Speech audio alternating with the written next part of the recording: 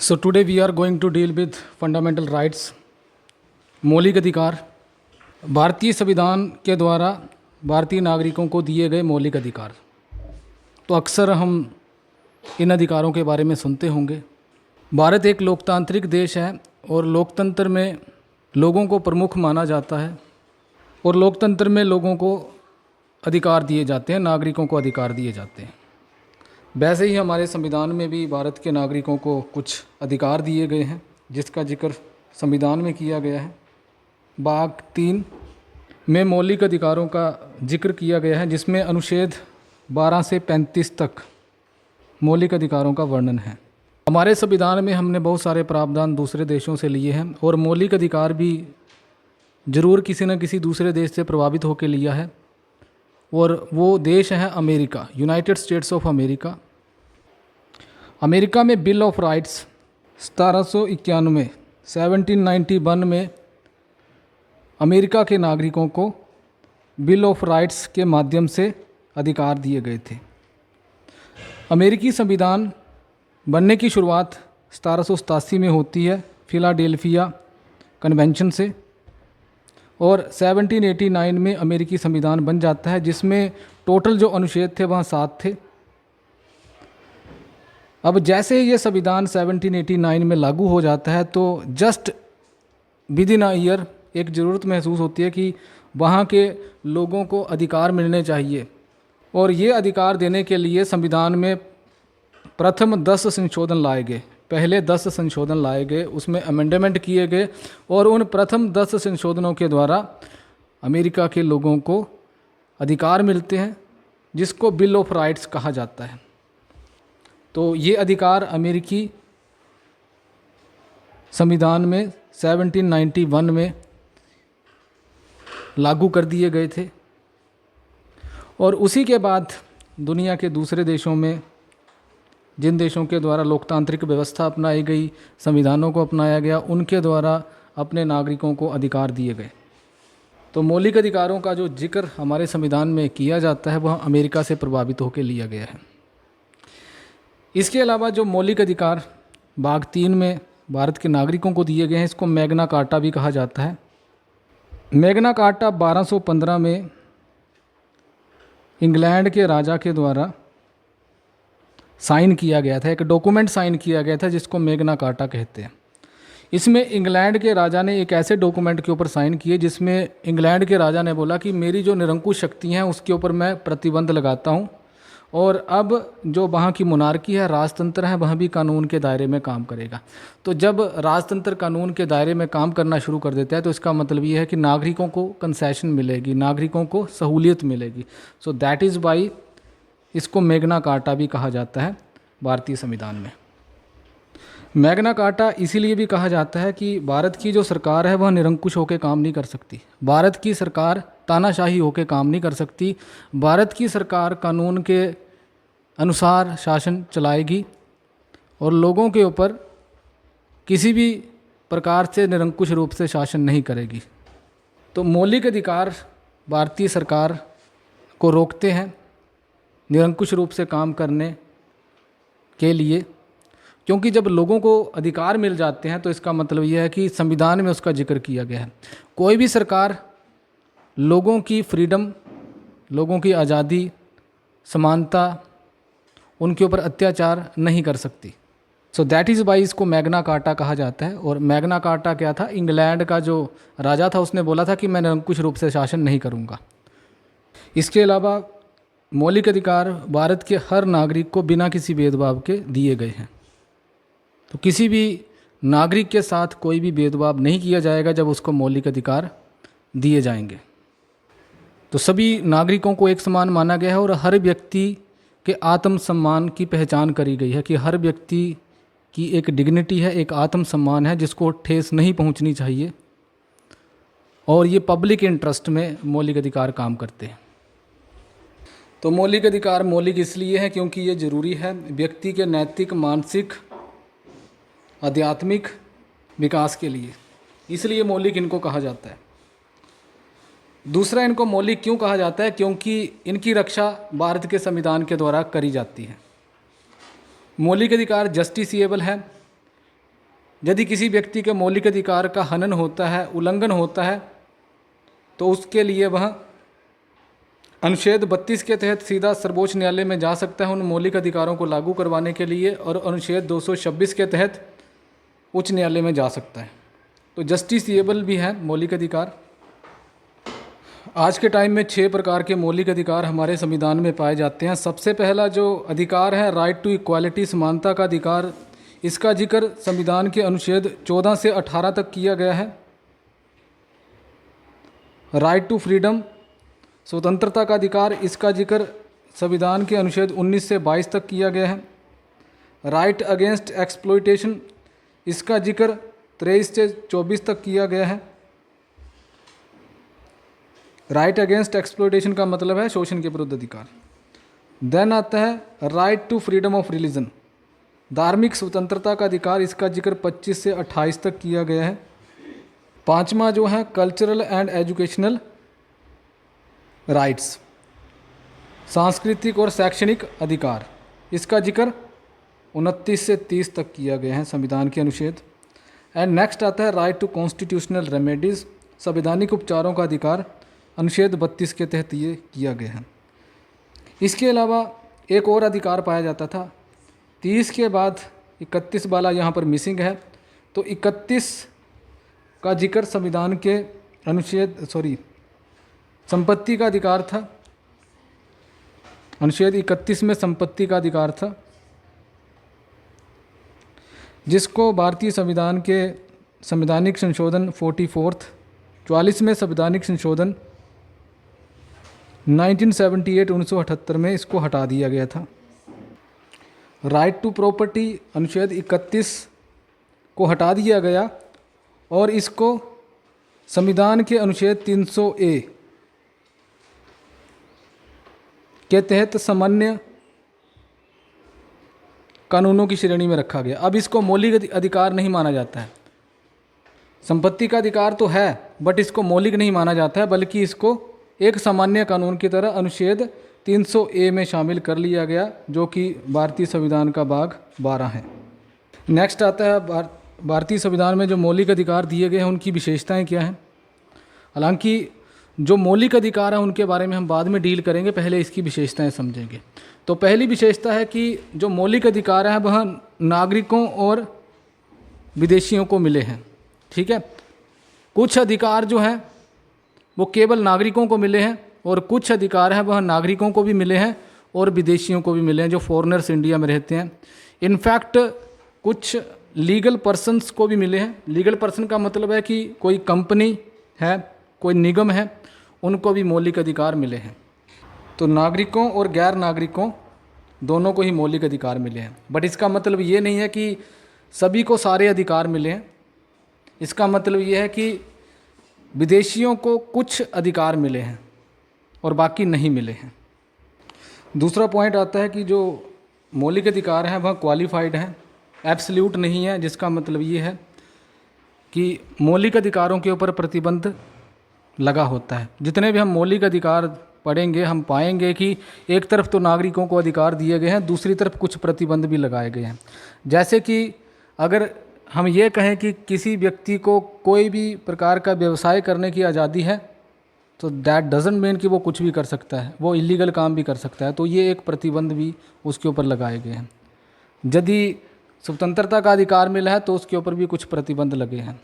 और यदि किसी व्यक्ति को लगता है कि ये जो लिमिटेशंस लगाई गई हैं, ये सीमाएं जो मौलिक अधिकारों के ऊपर लगाई गई हैं, ये अनरीजनेबल है, ये सही नहीं है, तो वो व्यक्ति कोर्ट में जा सकता है, सुप्रीम कोर्ट में जा सकता है, हाई कोर्ट में जा सकता है और वहाँ पे जाके कह सकता है कि जो मौलिक अधिकारों के ऊपर आपने सीमाएं लगाई हैं वहाँ मुझे अतार्किक लगती है, मुझे इलॉजिकल लगती है। तो सुप्रीम कोर्ट या फिर हमारी जुडिशरी के पास जाया जा सकता है। नेक्स्ट पॉइंट आता है कि जो मौलिक अधिकार हैं वह राज्य के खिलाफ व्यक्तियों को मिले हुए हैं, क्योंकि व्यक्तियों की फ्रीडम के ऊपर प्रतिबंध लगाने वाली सरकार होती है, राज्य होता है, तो इसलिए ये राज्य के खिलाफ मिले हैं, सरकार के खिलाफ मिले हैं।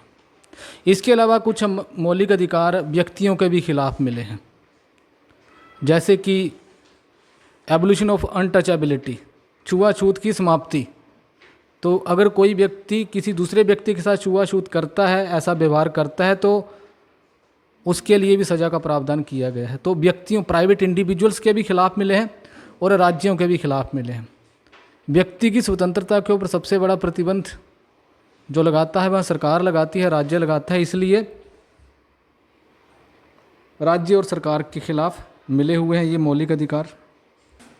जैसे फॉर एग्जांपल किसी एरिया में सरकार ये बोले कि यहाँ पर लोगों का आना जाना वर्जित है, तो सरकार को उसका उचित कारण बताना पड़ेगा। बिना मतलब के सरकार वहाँ पर ना तो सेना भेज सकती है और ना ही पुलिस भेज सकती है। बिना मतलब के लोगों को तंग नहीं किया जा सकता। कोई व्यक्ति अगर किसी जगह पे घूम रहा है तो उसको तब तक नहीं रोका जा सकता जब तक कोई उचित कारण ना हो, और बिना उचित कारण के यदि सरकार ऐसा कोई आदेश पारित करती है तो उसको चैलेंज किया जाता है कोर्ट में।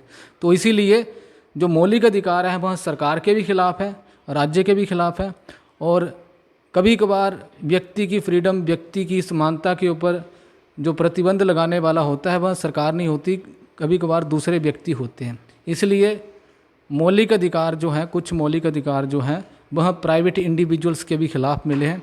जब कोई दूसरा व्यक्ति किसी के मौलिक अधिकारों में अड़चन पैदा करता है तो वो व्यक्ति अपने मौलिक अधिकारों को लागू करवाने के लिए, जिसके मौलिक अधिकारों का उल्लंघन हुआ है, कोर्ट में जा सकता है। भारत के मौलिक अधिकारों का स्वरूप जो है वह सकारात्मक भी है और नकारात्मक भी है। नकारात्मक का मतलब है कि जहाँ पर राज्य की शक्तियों के ऊपर कुछ प्रतिबंध लगाया जाता है उसको नकारात्मक कहते हैं। जैसे कि कोई व्यक्ति कहीं पे घूम रहा है तो वहाँ पर राज्य जो है वो हस्तक्षेप नहीं करेगा कि आप कहाँ घूम रहे हैं। और कुछ मौलिक अधिकार हैं जो सकारात्मक है, जैसे कि शोषण के विरुद्ध अधिकार, जो राज्य को कुछ काम करने के लिए प्रेरित करता है। जैसे कि अगर किसी व्यक्ति का शोषण किसी कंपनी में किया जाता है तो सरकार उसको रोकने के लिए कानून बनाएगी। किसी व्यक्ति के साथ छुआछूत का व्यवहार किया जाता है तो सरकार उसको रोकने के लिए कानून बनाएगी। तो कुछ मौलिक अधिकार ऐसे हैं जो सरकार को काम करने के लिए प्रेरित करते हैं। सकारात्मक का मतलब यह है कि वहाँ पर सरकार काम करती है, नकारात्मक का मतलब यह है कि सरकार को रोका जाता है। नेक्स्ट फीचर आती है कि क्या मौलिक अधिकारों में कोई परिवर्तन किया जा सकता है, तो यस, किया जा सकता है। बट 1973 में केशवानंद भारती केस सर्वोच्च न्यायालय में जाता है, जिसमें जजमेंट दी गई थी कि भारत की संसद मौलिक अधिकारों में या संविधान में कोई भी परिवर्तन कर सकते हैं, बट वह भारत के संविधान के मूलभूत ढांचे में किसी भी प्रकार का परिवर्तन नहीं कर सकते। और बाद की जजमेंट्स में ये पाया गया कि मौलिक अधिकार जो है वो हमारे संविधान का मूलभूत ढांचा है, तो इसमें परिवर्तन नहीं किया जा सकता। किया जा सकता है बट जो उसकी स्पिरिट है उसमें परिवर्तन नहीं किया जा सकता। सो ड्यूरिंग एमरजेंसी का जो प्रावधान है, राष्ट्रीय आपातकाल का प्रावधान सबसे पहले 352 में है, जिसमें 3 आधारों पर राष्ट्रीय आपातकाल लगाया जा सकता है। War, external aggression and armed rebellion. लड़ाई, वॉर का मतलब जब किसी दूसरे देश के साथ युद्ध आपका छिड़ जाएगा। दूसरा है कि किसी एक्सटर्नल एग्रेशन, यानी कि बाहरी दूसरा देश यदि भारत के ऊपर आक्रमण कर देता है। और तीसरा है आर्म्ड रिबेलियन, हमारे देश के अंदर ही हमारे देश के लोग सशस्त्र विद्रोह कर देंगे। तो ये 3 आधारों पर राष्ट्रीय आपातकाल लगाया जा सकता है। राष्ट्रीय आपातकाल के दौरान अनुच्छेद 20 और 21 को छोड़कर बाकी सारे के सारे जो अनुच्छेद है वो सस्पेंड हो जाते हैं। सारे के सारे मौलिक अधिकार व्यक्तियों के सस्पेंड कर दिए जाते हैं फॉर द टाइम बिंग, जब तक इमरजेंसी रहती है। और इसी के साथ एक और पॉइंट है कि जो सशस्त्र विद्रोह है उस आधार पर जब इमरजेंसी लगाई जाती है तो उस दौरान अनुच्छेद 19 के तहत मिली गई स्वतंत्रताओं को नहीं छीना जा सकता। नेक्स्ट पॉइंट आता है अनुच्छेद 33 के तहत भारत की संसद ये प्रावधान कर सकती है कि भारत की सेनाएं, चाहे वो आर्मी हो, बीएसएफ हो, राज्य की पुलिस हो, पैरामिलिट्री फोर्सेस हो, उन लोगों के लिए मौलिक अधिकारों को प्रतिबंधित किया जा सकता है। तो हम पाते होंगे इंडिया में हमारी सेनाओं को किसी भी प्रकार के मौलिक अधिकार नहीं मिले हैं कि सेना का कोई व्यक्ति, आर्मी का कोई व्यक्ति बोले कि मुझे बोलने की आज़ादी है, मैं कुछ भी बोल सकता हूँ। तो इस तरीके से संसद के द्वारा आर्म्ड फोर्सेस और पुलिस फोर्सेस के मौलिक अधिकारों को रेस्ट्रिक्ट किया जा सकता है, प्रतिबंधित किया जा सकता है। अनुच्छेद 34 के तहत, आर्टिकल 34 के तहत भारत की संसद देश के किसी हिस्से में मार्शल लॉ लगा सकती है। मार्शल लॉ का मतलब है कि देश के किसी हिस्से में मिलिट्री रूल लगाया जा सकता है, और जिस हिस्से में वो मिलिट्री रूल लगाया जाता है वहाँ पर मौलिक अधिकार प्रतिबंधित किए जाते हैं। इसको मार्शल लॉ बोलते हैं अनुच्छेद 34 के तहत। जैसे for example AFSPA, armed forces special power act, इसके तहत Jammu and Kashmir and north east के कुछ राज्यों में अपसपा लगाया गया था। आज भी नॉर्थ ईस्ट के कुछ राज्यों में ये ऑपरेटिव है। तो जब और अपसपा लगने के बाद, जब मार्शल लॉ लगने के बाद भारत की सेनाएं वहाँ पे जाएंगी। क्यों जाएंगी? क्योंकि भारत की संसद ये मानेगी कि देश के उस हिस्से में स्थिति बहुत ख़राब है और उसको टैकल करने के लिए कभी कभार लोगों के मौलिक अधिकारों का भी उल्लंघन हो सकता है। तो जब सेना उस क्षेत्र में जाएगी तो वहाँ के लोगों को हो सकता है कि बोलने की आज़ादी से थोड़ा वंचित करना पड़े, इंटरनेट बंद करना पड़े, घूमने फिरने की आज़ादी पे प्रतिबंध लगाना पड़े। ठीक है, तो मार्शल लॉ के तहत देश के किसी हिस्से में मौलिक अधिकारों को प्रतिबंधित किया जा सकता है। इसको मार्शल लॉ बोलते हैं, मिलिट्री रूल इसको बोलते हैं। नेक्स्ट फीचर आती है अनुच्छेद 35 के तहत कुछ मौलिक अधिकार खुद ही लागू हो जाते हैं और कुछ को लागू करने के लिए संसद के द्वारा कानून बनाना पड़ता है। जैसे फॉर एग्जांपल छुआछूत की मैं एक एग्जांपल दे रहा हूँ कि यदि छुआछूत नहीं होनी चाहिए, इसके लिए भारत की संसद के द्वारा कानून बनाया जाएगा। इसके साथ ही यदि शोषण के विरुद्ध अधिकार को रोकना है, बच्चों के शोषण को रोकना है कि वहाँ किसी ऐसी जगह पे काम कर रहे हैं जो कि कंड्यूसिव इन्वायरमेंट उनको प्रोवाइड नहीं करवाता है, तो उस केस में वो कानून भी किसके द्वारा लागू किया जाता है? संसद के द्वारा। इसके अलावा भारत के नागरिक देश के किसी भी हिस्से में कोई भी काम जाके कर सकते हैं और ये कानून भी किसके द्वारा लाया जाता है? संसद के द्वारा। अभी एक आर्टिकल आया था जिसमें लिखा था कि हरियाणा की गवर्नमेंट के द्वारा, वहाँ की जो विधान पालिका थी हरियाणा की, उन्होंने बोला कि हम प्राइवेट कंपनीज़ में भी ये प्रावधान ला देंगे कि हमारे राज्य के नागरिकों को तवज्जो दी जाए, उनको प्राथमिकता दी जाए। तो उसका विरोध किया गया। उसका विरोध इसलिए किया गया क्योंकि ये कानून वहाँ की विधान पालिका के द्वारा लाया गया था। तो इस तरीके का कानून, जब किसी मौलिक अधिकार को लागू करवाने के लिए कानून संसद के बनाया जा रहा है संसद के द्वारा, तो ये जो कानून है केवल संसद बना सकती है, राज्य की विधान पालिकाएं नहीं बना सकती। केवल संसद ही इस प्रकार का कानून बना सकती है, क्योंकि मौलिक अधिकार जो है वो देश के सभी नागरिकों को सभी हिस्सों में मिले हुए हैं। सो दैट इज़ वाई मौलिक अधिकारों को लागू करवाने से संबंधित कोई भी जो कानून है वो केवल किसके द्वारा लाया जा सकता है?